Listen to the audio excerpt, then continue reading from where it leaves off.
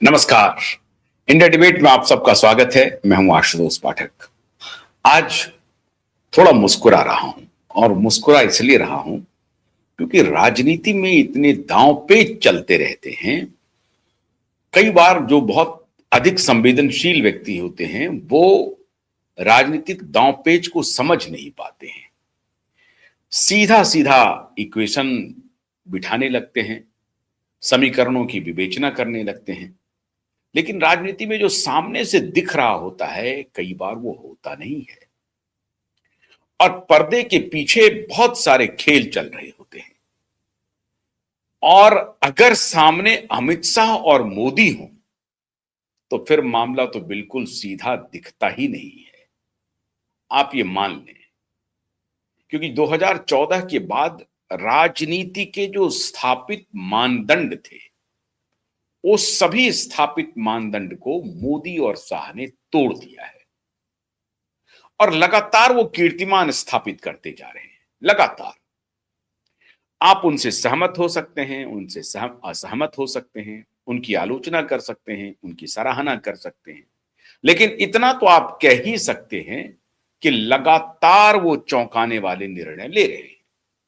उन निर्णयों की आप आलोचना कर सकते हैं, उन निर्णयों में आप ये कह सकते हैं कि कुछ नहीं, अमित शाह और नरेंद्र मोदी अपना दबदबा कायम रखना चाहते हैं। अमित शाह और नरेंद्र मोदी पार्टी पर कब्जा कर चुके हैं। अमित शाह और नरेंद्र मोदी के इशारे के बिना पार्टी में कुछ नहीं होता है। ये सारी दलीलें दी जा सकती हैं। इन दलीलों में बहुत हद तक दम भी होता है। कुछ जो समर्थक होते हैं वो कहते हैं कि नहीं नहीं, ये फजूल की बातें हैं। सब लोग पार्टी में अपना एक छत्र राज रखते हैं। फिर वो दलील देने लगते हैं कि देखिए, नीतीश बाबू की पार्टी में किसकी चलती है तो नीतीश जी की चलती है, लालू जी की पार्टी में किसकी चलती है तो लालू जी की चलती है, स्टालिन की पार्टी में स्टालिन की चलती है, उद्धव की पार्टी में उद्धव की चलती है, शरद जी की पार्टी में शरद जी की चलती है। सारे दलील अभी केजरीवाल की नई नई पार्टी बनी है, केजरीवाल की ही चल रही है। राघव चड्ढा को रवाना कर दिया।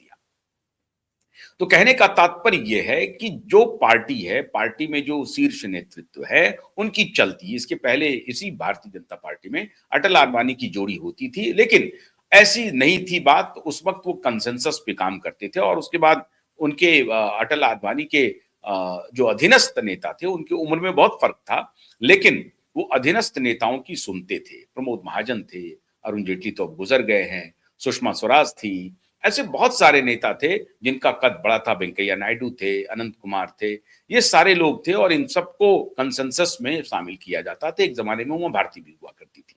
ऐसे बहुत सारे नेताओं आप नाम लेंगे, लिस्ट बहुत लंबी है। लेकिन मोदी शाह के जमाने में बातचीत तो मोदी साहब ही करते हैं, लेकिन यहाँ कोई कंसेंसस का मामला नहीं होता है। ये दोनों निर्णय ले लेते हैं और फिर उस निर्णय को बता देते हैं और पार्टी उसको स्वीकार कर लेती है।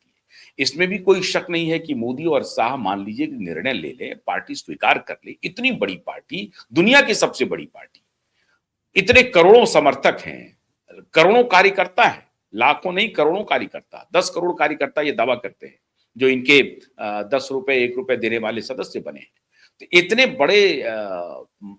बड़ी पार्टी में कोई बगावत के स्वर नहीं होते हैं और इनके नेतृत्व के फैसले को टॉप टू बॉटम स्वीकार कर लेते हैं। तो ये मानना पड़ेगा कि नेतृत्व में दम है।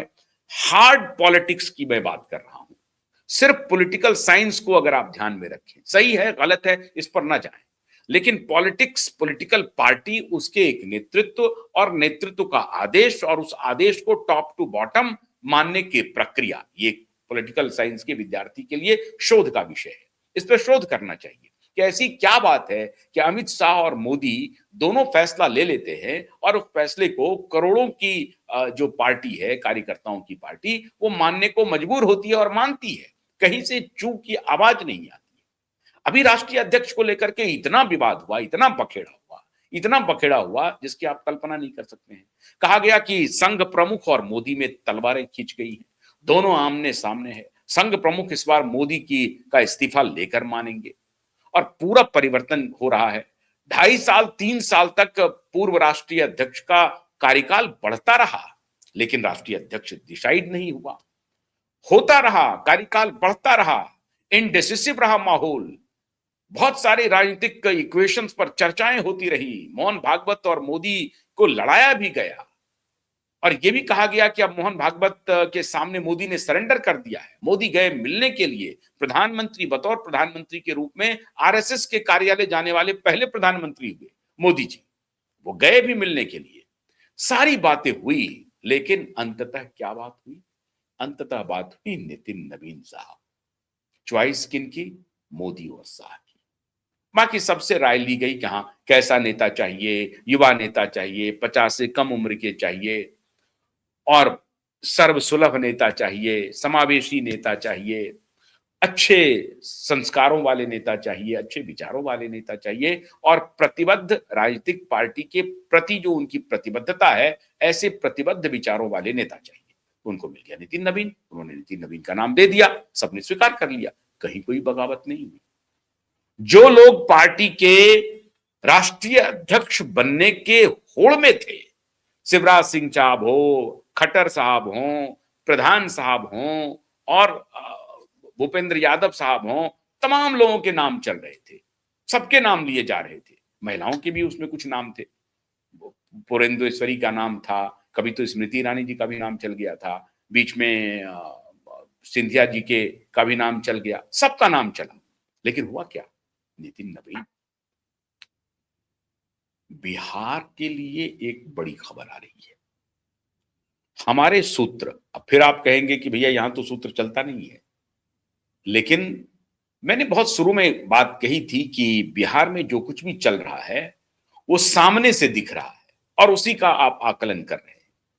नीतीश जी के सुपुत्र को मुख्यमंत्री बना दिया जाएगा, जेडीयू ने बगावत कर दी है, वो सारी बातें चल रही थी, लेकिन हमने तब भी कहा था कि जेडीयू का मुख्यमंत्री नहीं होगा और जेडीयू अपनी लड़ाई लड़ रही है, लड़ाई लड़नी चाहिए। जेडीयू के जितने नेता कह रहे हैं कि निशांत कुमार को कमान संभालनी चाहिए, ये उनकी अपनी पॉलिटिकल समझ है, उसके हिसाब से वो निशांत कुमार को आगे बढ़ा रहे हैं, क्योंकि उनको लगता है कि नीतीश जी का जो ब्रांड है, उनका जो इक्विटी है, वो सारे के सारे नेताओं की इक्विटी एक तरफ और नीतीश जी की ब्रांड इक्विटी एक तरफ। तो नीतीश जी की ब्रांड इक्विटी को डायल्यूट जैसे ही करेगी जेडीयू, जेडीयू खत्म हो जाएगी। तो उस नीतीश जी के ब्रांड इक्विटी को डायल्यूट किए बगैर अगर उसको फॉरवर्ड कर दिया जाए, आगे बढ़ा दिया जाए, तो कैसा रहेगा? उस ब्रांड इक्विटी को आगे बढ़ाने में निशांत कुमार की क्षमता, ऐसा है जेडीयू के नेता आंक रहे हैं। कितनी होगी नहीं होगी, ये तो निशांत कुमार के आने वाले दिनों में उनकी कार्यशैली क्या होती है, कैसे पार्टी को आगे ले जाते हैं, इस सब पर डिपेंड करेगा। लेकिन जेडीयू के जो कार्य नेता हैं, कार्यकर्ता हैं, उनकी चाहत है कि ब्रांड नीतीश को वो मर्ज कर दे निशांत के साथ और फिर निशांत और नीतीश, निशांत और नीतीश, निशांत और नीतीश एक ही सिक्के के दो पहलू हो जाए, सिक्का एक ही है। और ये फिर ब्रांड इक्विटी आगे चले तो उनको फिर पॉलिटिकल इक्विटी जेडीयू का जो है वो बनी रहे। और पॉलिटिकल इक्विटी है भारतीय जनता पार्टी के साथ बार्गेन की, आरजेडी के साथ बार्गेन की। अगर कल को ऐसी नौबत आती है कि हमको अपोजिशन में बैठी पार्टी के साथ जाना पड़े, तो उनके साथ हमारे पास जो इक्विटी है, पॉलिटिकल इक्विटी, हमारी पॉलिटिकल इक्विटी का मतलब राजनीतिक जमीन, उनकी जो राजनीतिक जमीन है वो बड़ी उर्वर हो, मजबूत हो। मतलब उनके पास विधायकों की संख्या अधिक हो, उनका कार्यकर्ता बेस हो, उनको जन समर्थन हो। ये सारी स्थिति को आंकते हुए जेडीयू अगर निशांत कुमार को प्रमोट कर रही है या उनके पीछे लामबंद हो रही है तो कोई बुराई नहीं है। लेकिन जहां तक भारतीय जनता पार्टी का सवाल है, इसका निर्णय तो जेडीयू वाले नहीं कर सकते, दबाव भी नहीं बना सकते हैं, क्योंकि ये बड़ी पार्टी है, राष्ट्रीय पार्टी है।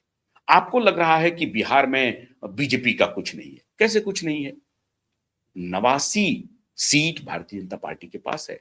ये बात सही है कि जब उसमें एक टॉपअप मिलता है तो वो बड़ी तेजी से ये आंकड़ा बढ़ता है, टॉपअप जैसे ही खत्म हो जाता है तो आंकड़ा घट जाता है। ये बात बिल्कुल पॉलिटिकली मानी जा सकती है कि जैसे ही नीतीश का टॉपअप मिलता है तो इनका आंकड़ा बढ़ता है।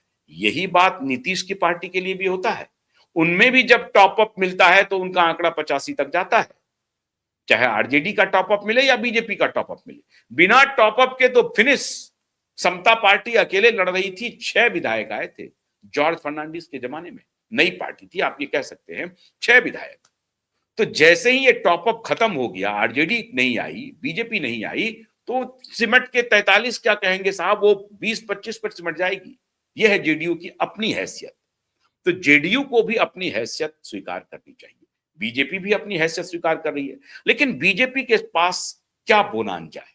बोनांजा बीजेपी के पास यह है कि बीजेपी एक राष्ट्रीय पार्टी है।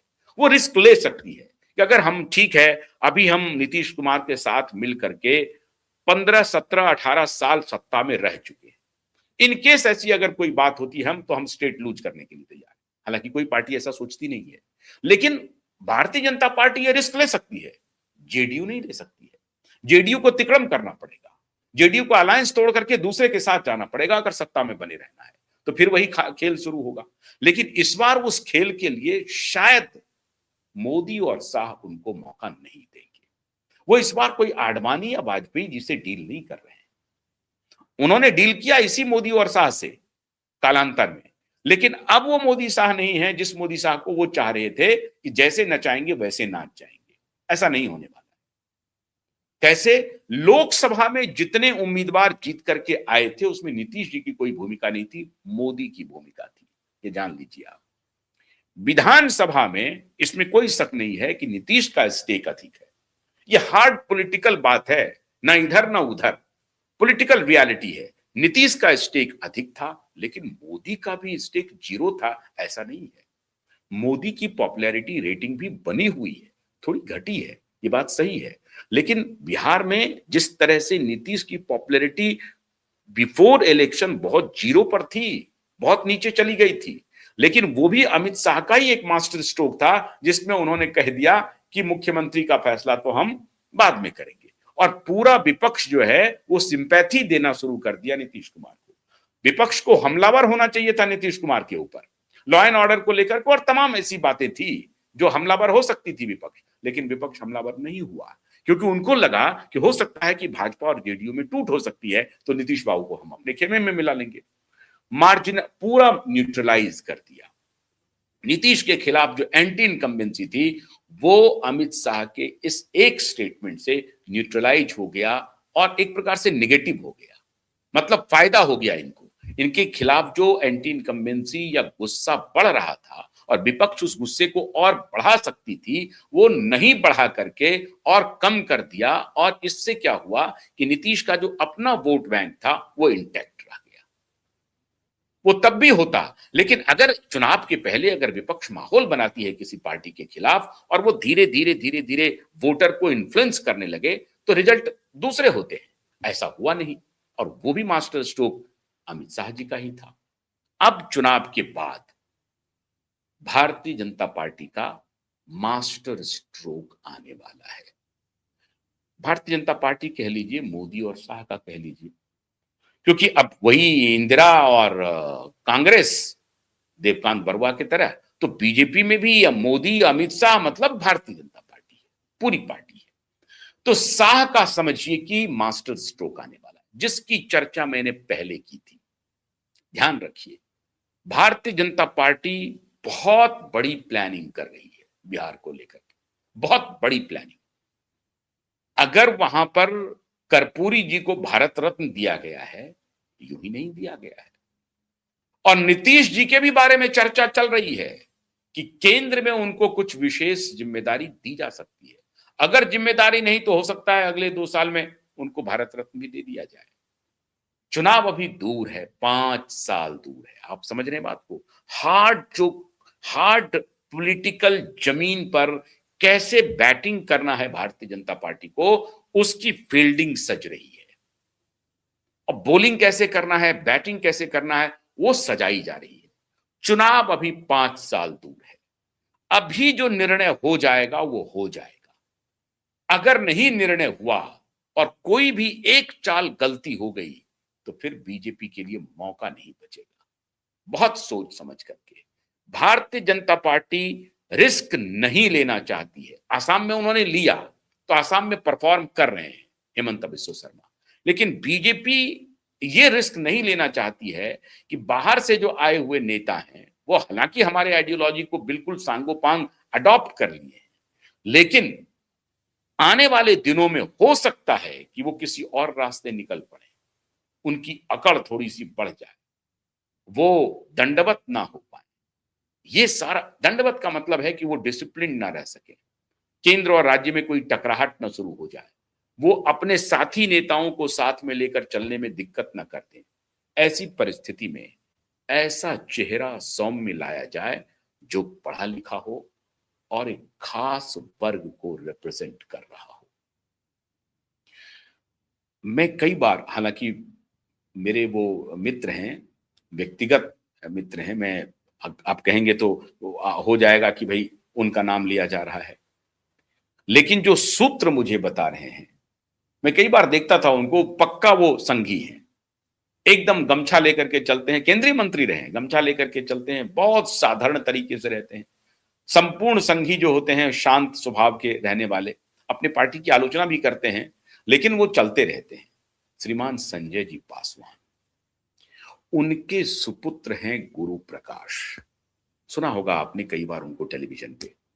गुरु प्रकाश जी पटना विश्वविद्यालय में अभी लॉ के प्रोफेसर हैं, विधि के प्रोफेसर हैं, वो काम कर रहे हैं, राष्ट्रीय प्रवक्ता है, राष्ट्रीय प्रवक्ताओं की जो श्रृंखला है उसमें एक है। बड़े मुखर, पढ़े लिखे, शालीन, सभ्य और बहुत ही प्रांजल हिंदी बोलने वाले, प्रांजल अंग्रेजी बोलने वाले, सौम्य सुशील और ज्ञान भी इनके पास है। लॉयर भी हैं, प्रोफेसर हैं, विधि संकाय में प्रोफेसर हैं, तो ज्ञान की उस हिसाब से कमी नहीं है गुरु प्रकाश के पास। और कम्युनिटी पासवान, वोट परसेंटेज लोग कहते हैं 5%, 6%, पासवान हालांकि दावा करता है 6% है, लेकिन 4 से 5 के बीच में जरूर है। बहुत तो हालांकि कुशवाहा कुर्मी से पूछेंगे तो कहेंगे 3% है, 2% है, अगर उनके नेताओं से पूछेंगे तो, लेकिन 4 से 5% जरूर है और बहुत ही डोमिनेंट क्लास है। और इस क्लास में शिक्षा भी है, ऐसा नहीं है, लेकिन वो एक अति पिछड़े से, दलित से एक चेहरा अगर बिहार को मिला तो फिर वही कर्पूरी ठाकुर को पहली बार भारतीय जनता पार्टी प्रयोग करने का मन बना रही है। उनका नाम चल रहा है, अंदर खानी चर्चा है कि गुरु प्रकाश का भी नाम हो सकता है। हालांकि टेलीविजन पे तो आप देखेंगे कि श्रेयसी सिंह का भी नाम चल रहा है। श्रेयसी सिंह मुख्यमंत्री बनेंगी, महिला मुख्यमंत्री बनेंगी, हमको संदेह है, पूरी तरह से संदेह है। फिर वही समीकरण लागू होता है, क्योंकि वो समाजवादी परिवार से आती है, हालांकि वो भारतीय जनता पार्टी में आई है, लेकिन वो समाजवादी विचारधारा के हैं। उनके पिताजी दिग्विजय बाबू समाजवादी विचार के लोग थे, तो उनकी पुत्री हैं वो, अभी आई हैं, अभी उनको उतना अनुभव भी नहीं है। इस मामले में गुरु प्रकाश हर समीकरण पर फिट बैठ रहे हैं, युवा हैं, ज्ञानवान हैं, शिक्षक हैं और उनकी पृष्ठभूमि संघ की है, समर्पित पृष्ठभूमि है। पिता संघ में, भारतीय जनता पार्टी में केंद्रीय मंत्री रहे और अगली पीढ़ी में ये आ गए हैं। अभी हाल में उनकी बहन को, अदिति प्रकाश को, एक नई जिम्मेदारी मिली है अंबेडकर इंस्टीट्यूट में, वहां भी वो भी शिक्षिका रही है, अभी वो भी शिक्षण कार्यों से ही संबंधित है। और ये दोनों जो इनके पुत्र और पुत्री हैं, इनके ऊपर संजय पासवान जी की आप छाप देख सकते हैं। संजय पासवान जी भी बेहद विनम्र, बेहद सौम्य और घाट घाट का इन्होंने खाक छाना है। कौन सी पगडंडी है जहां संजय पासवान पैदल नहीं चले हैं। बेहद विनम्र, अद्भुत संगठन करता है संजय पासवान। तो समर्पित पृष्ठभूमि भी है, जाति भी उसी प्रकार से है। अब भारतीय जनता पार्टी के सामने एक चुनौती आ सकती है कि सम्राट चौधरी का बड़ा नाम हो गया, भाई सम्राट चौधरी, देखिए नित्यानंद राय जी रेस से बाहर हैं, उनको कन्विंस कर दिया गया है कि आप रुकिए। बिहार को अगर ज्ञान नीतीश की छवि के वृक्ष कोई नेतृत्व नहीं मिला तो भद्द पिट जाएगी। उसमें खाली जाति का समीकरण नहीं चलेगा, क्योंकि 20 वर्ष से नीतीश ने एक प्रकार से एक ऐसा मॉडल दिया है, कम से कम नीतीश एक पढ़े लिखे इंजीनियर, सौम्य, बातचीत करने वाले। अब एक आध दो घटना को छोड़ दीजिए, जब उनकी मानसिक स्थिति ठीक नहीं थी, अब उसका जिक्र ना करें, तो मोटे तौर पर नीतीश कुमार एक सभ्य, सुशील, एक सुशासन वाले मुख्यमंत्री तो हैं, वो दिखते हैं। कम से कम उनके आचार विचार व्यवहार में उनकी एक सौम्यता है, पढ़े लिखे हैं, इंजीनियर रहे हैं। तो इस हिसाब से उनके समानांतर भारतीय जनता पार्टी को कोई चेहरा लाना पड़ेगा। और अगर उन्होंने गुरु प्रकाश का चयन कर लिया, ये अंदर खाने जो मुझे खबर मिल रही है कि भारतीय जनता पार्टी चौंकाने वाले निर्णय लेती है, तो बिहार में कोई मास्टर स्ट्रोक आएगा। रही बात सम्राट चौधरी की, तो उन्हें मना लिया जाएगा। सम्राट चौधरी को कहा जाएगा कि आपको देंगे जिम्मेदारी, उनकी कम्युनिटी को भी दिया जाएगा। अरे भाई, उनकी कम्युनिटी से राष्ट्रीय लोकदल के जो नेता हैं उनको राज्यसभा भेज दिया, उनका बेटा कैबिनेट मिनिस्टर है। लेकिन भारतीय जनता पार्टी को इस बात का एहसास है कि कुछ कम्युनिटी ऐसी होती है जो कई बार, उसमें कुशवाहा तो नहीं, लेकिन नीतीश बाबू की जो कम्युनिटी है उनको मालूम है वो जब तक साथ है तब तक इनके साथ है, नहीं तो मोस्ट कुछ जो इनके जो समर्थक लोग हैं वो बीजेपी को इस जन्म में भी वोट नहीं करेंगे। वो आरजेडी को वोट कर देंगे लेकिन बीजेपी को नहीं करेंगे। वो बोलते हैं, उनके कार्यकर्ता बोलते हैं, नीतीश बाबू हटेंगे, हम भाजपा को वोट नहीं देंगे। एक अजीब तरह की घृणा है उनके मन में, और उसी घृणा को वो फैलाते रहते हैं। उनको मुख्यमंत्री बनाया हुआ है 20 साल से, लेकिन वो इस बात को स्वीकार नहीं करेंगे। अजीब तरह का स्वार्थ उनके सामने आ जाता है। इन सारे परम्यूटेशन कॉम्बिनेशन को भारतीय जनता पार्टी आंक रही है, देख रही है। एक बात मान के चलिए, 24 घंटे मोदी और शाह राजनीति के बिजनेस में शामिल है। पहली बार भारतीय जनता पार्टी को इस तरह का नेतृत्व मिला है। 24 घंटे हर स्टेट के इक्वेशन को ध्यान से उसका आकलन करते हैं, उसके परम्यूटेशन कॉम्बिनेशन को खंगालते हैं और फिर निर्णय लेते हैं। इसीलिए जितने नाम चल रहे हैं बिहार में, उसका क्या होगा कहना मुश्किल है। लेकिन आप एक बात मान के चलिए कि भारतीय जनता पार्टी सर्च में लगी हुई है और वो देख रही है कि कौन सा ऐसा चेहरा हो सकता है जो नीतीश कुमार का रिजेंबलेंस हो, जिनमें अगर वो रिजेंबल कर रहा है नीतीश कुमार से तो उनको आगे बढ़ा दिया जाएगा। अब जैसे ही सम्राट चौधरी आएंगे तो जाति के इक्वेशन पर तो फिट बैठते हैं, नीतीश से उनके संबंध को लेकर फिट बैठते हैं, सब समीकरण में फिट बैठते हैं। और उनको पार्टी ने जितना देना चाहिए दिया है, ऐसा भी नहीं है कि उनको नहीं दिया है, लेकिन पार्टी बड़ी है, वो सोचते रहती है कि सबको सब जिम्मेदारी मिल गई है और लोगों को भी मौका मिलना चाहिए। तो ऐसे पढ़े लिखे लोगों पर दांव लगा सकती है भारतीय जनता पार्टी। और अगर एक दलित चेहरे को बीजेपी लाती है तो आप मान के चलिए कहीं विद्रोह नहीं होगा। रही बात भारतीय जनता पार्टी के मुख्यमंत्री पद के उम्मीदवार नेताओं में इतनी औकात नहीं है, इतनी हैसियत नहीं है कि केंद्रीय नेतृत्व के खिलाफ बगावत कर दे। हैसियत नहीं है। बगावत करने वाले का आपने हश्र देखा है, उमा भारती को बाद में लौटना पड़ा। अब बलराज मधोक का अभी छोड़ दीजिए, कल्याण सिंह को बाद में लौटना पड़ा। तो इसलिए वो नेता, उनकी इतनी हैसियत नहीं है कि बगावत कर देंगे और उनका जाति का वोट बैंक इधर हो जाएगा उधर हो जाएगा। अभी 4 साल का वक्त है, 5 साल का वक्त है। 5 साल में तो गंगा में बहुत पानी बहा देगी भारतीय जनता पार्टी। तो बीजेपी के मन में, खास तौर से अमित शाह और मोदी के मन में बिहार को लेकर के बहुत बड़ा प्लान चल रहा है। और इसमें आप चौंकिएगा नहीं अगर कोई नया सौम्य चेहरा आपको देखने को मिल जाए। और उसमें गुरु प्रकाश लगता है कि फ्रंट रनर है। मैं ये नहीं कह रहा हूं कि गुरु प्रकाश मुख्यमंत्री होने जा रहे हैं, लेकिन अगर सम्राट चौधरी का नाम चल रहा है तो आप एक नाम जोड़ लीजिए गुरु प्रकाश का। गुरु प्रकाश के जैसा कोई और भी हो सकता है, उनके जैसा कोई महिला उम्मीदवार भी हो सकती है। मैंने पहले भी कहा है कि महिला उम्मीदवार भी हो सकती है, गुरु प्रकाश भी हो सकते हैं, या गुरु प्रकाश के जैसा कोई उसी कम्युनिटी से या उस अन्य कम्युनिटी से, पिछड़े वर्ग से, अति पिछड़े से कोई हो सकते हैं। लेकिन आएगा कोई चौंकाने वाला नाम, ऐसा प्रतीत होता है। अभी तक तो सम्राट चौधरी फ्रंट में आगे हैं, दिखाई पड़ रहे हैं सामने से, लेकिन जो ट्रैक रिकॉर्ड है मोदी और शाह का, वो तो ऐसा बताता नहीं है। और उसका सबसे जो अभी अभी ताजा उदाहरण है वो है राष्ट्रीय अध्यक्ष के नाम का। किसी ने दूर दूर तक कल्पना नहीं की होगी, स्वयं नितिन नवीन ने कभी सोचा नहीं होगा सपने में कि वो राष्ट्रीय अध्यक्ष बन जाएंगे।